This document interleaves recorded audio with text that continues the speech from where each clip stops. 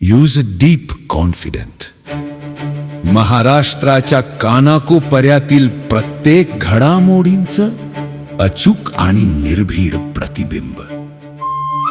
ताज्या राजकारणाच्या बातम्या, शिक्षणातील बदल, गुन्हेगारीवर करडी नजर. सत्य, वेग आणि विश्वास यांचा संगम म्हणजे अजिंक्य महाराष्ट्र न्यूज. काय सांगणार तुम्ही आरटीच्या संदर्भात एक तक्रार अर्ज दाखल केलेला आहे? नुकत्याच महाराष्ट्र शासनातर्फे आरटी अंतर्गत पहिली निवड यादी जाहीर झालेली आहे आणि या निवड यादीमध्ये बऱ्यापैकी अफरातफर आणि अनियमितता दिसून आलेली आहे. त्याबाबत मी आज रोजी मुक्ताईनगर नगरपंचायत हद्दीतील या शिक्षणाधिकारी साहेब प्राथमिक यांच्याकडे हरकत नोंदवलेली आहे आणि ही जी अनियमितता आहे याची सखोल तपास होऊन सखोल चौकशी होऊन मग जो खरा लाभार्थी आहे व जो खऱ्या अर्थाने या आरटी अंतर्गत लाभ घेण्यास पात्र आहे अशा विद्यार्थ्यांची निवड पुन्हानं चौकशी होऊन खऱ्या अर्थाने जो लाभार्थी आहे त्याला तो लाभ मिळावा अशी माझी मागणी आहे.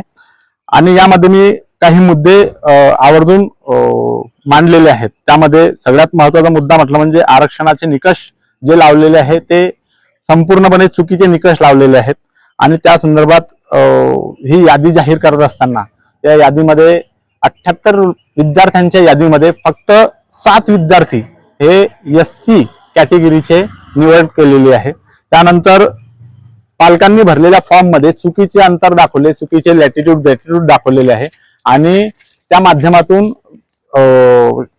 शाळांमध्ये आणि महाराष्ट्र शासनाने त्यांची निवड यादीमध्ये नावे सामील केलेली आहे.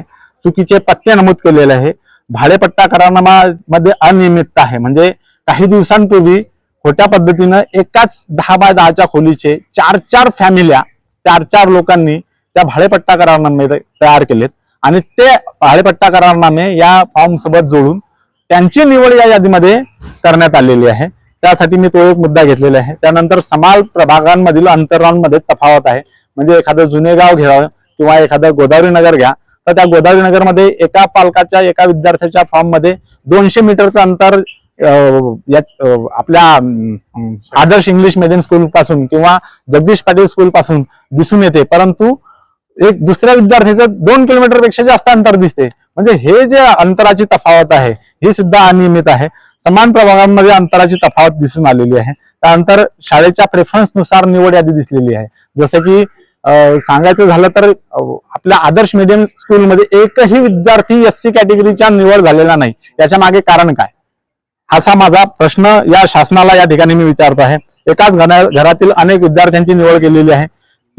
3 किलोमीटर पेक्षा जास्त अंतर असतानाही या निवड यादीमध्ये 3 किलोमीटर पेक्षा जास्त अंतर असलेल्या विद्यार्थ्यांची सुद्धा नावे आहेत आणि त्यांचा फॉर्म चुकीच्या पद्धतीने चुकीचे पत्ते देऊन भरलेला असताना सुद्धा ती निवड झालेली आहे. हा माझा आक्षेप आहे. त्यानंतर विशिष्ट भागातील चुकीचे अंतर दाखवलेले आहे. तसेच EK टॅलेंट व जगदीश पाटील स्कूलमध्ये चे अंतर जे आहे ते शहरापासून 1 किलोमीटर पेक्षा जास्त रेडियस मध्ये आहे. असे असताना त्या ठिकाणी 200 मीटरचे अंतर दाखवून त्यांची निवड यादीमध्ये सामील करण्यात आलेला आहे. आदर्श इंग्लिश मीडियम स्कूलमध्ये मी सांगितल्याप्रमाणे अनुसूचित जातीतील विद्यार्थ्यांचा एकही विद्यार्थी निवड केलेली नाही. तशीच माझी या हरकतीच्या मार्फत मागणी आहे की सदर निवड यादीची सखोल चौकशी करण्यात यावी. सर्व अर्जदारांच्या पत्ते व अक्षर अंतराची प्रत्यक्ष पडताळणी करण्यात यावी. चुकीची माहिती देणाऱ्या अर्जदारांवर योग्य ती कारवाई करण्यात यावी. पात्र व नियमानुसार लाभ मिळण्यास पात्र विद्यार्थ्यांना न्याय देण्यात यावा. अंतिम निवड यादी पुन्हा प्रकाशित करण्यात यावी. सदर हरकतीचे योग्य ते कायदेशीर उत्तर लवकरात लवकर मिळण्याची मी मागणी केलेली आहे आणि तातडीने या सर्व गोष्टींची दखल घेऊन यावर कारवाई करण्यात यावी एवढी मी मागणी या हरकतीच्या माध्यमातून करण्यात केलेली आहे. ऍडव्होकेट कुणाल गवई, मी मुक्ताईनगर येथे वकिली व्यवसाय करतो आणि पालक सुद्धा आहे. आपल्याकडे तक्रार अर्ज दाखल झालेला आहे. काय सांगणार, त्यांच्या विविध मागण्या पण आहेत, काहीतरी त्यांना तुम्हाला सांगायचं पण आहे त्या अर्जाच्या माध्यमातून? मी आता तुमचा तक्रार अर्ज स्वीकारला, मी बघितलं. त्याच्यामध्ये जे काही मुद्दे आहेत त्याच्यामध्ये आता ही जी निवड यादी असते ही पुण्याहून प्रसिद्ध होते.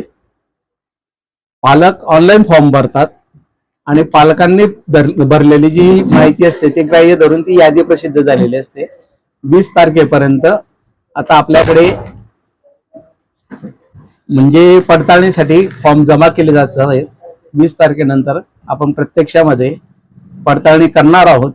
जिथे जिथे अंतराचा दाखला किंवा त्यांनी जे भाडेपट्टा करार याच्याविषयी जे काही माहिती दिलेली आहे त्याची पडताळणी ही संबंधित समितीमार्फत आम्ही त्यांच्या प्रत्येक अर्जाची शहानिशा करून पडताळणी करणार आहोत.